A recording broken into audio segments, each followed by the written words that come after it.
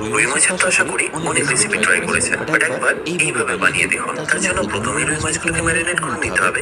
হলুদ, কাশ্মীরি লঙ্কার গুঁড়ো, নুন আর সর্ষের তেল দিয়ে তারপর একটা পেস্ট আপনাদের বানিয়ে নিতে হবে। তার জন্য লাগবে সর্ষে, গোটা ধনে, গোটা জিরে, গোলমরিচ, ঝালের জন্য কাঁচা লঙ্কা, রসুন আর সামান্য একটু আদা। তারপর ধনে পাতা, নুন আর সামান্য একটু জল দিয়ে এটাকে ভালো করে পেস্ট করে নিন। আর গ্রেভিটা বানানোর আগে একটা পাত্রে আমি সর্ষের তেল নিয়ে মাছগুলোকে ভালো করে ফ্রাই করে নিচ্ছি। এখানে আপনাদের অবশ্যই মাছগুলোকে একটু লাল করে ফ্রাই করে নিতে হবে। তারপরে একই মাছ ভাজার তেলে মিটিয়ে দিচ্ছি এলাচ, রঙের জন্য হলুদ গুঁড়ো আর কাশ্মীরি লঙ্কার গুঁড়ো। তারপর একবার মিশিয়ে নিয়ে আমাদের বানিয়ে রাখা পেস্টটাকে এখানে দিয়ে দিতে হবে আর কুক করতে হবে যতক্ষণ না ঠিক এরকম কালারটা চলে আসছে। আর একবার কালারটা এরকম চলে আসলে এখানে দিয়ে দিতে হবে টমেটো বাটা। সেটাকেও রান্না করে নিতে হবে যতক্ষণের মধ্যে থেকে তেলটা ছেড়ে আসছে। তারপর জলটা এখানে একবার ভালো করে ফুটিয়ে নিন।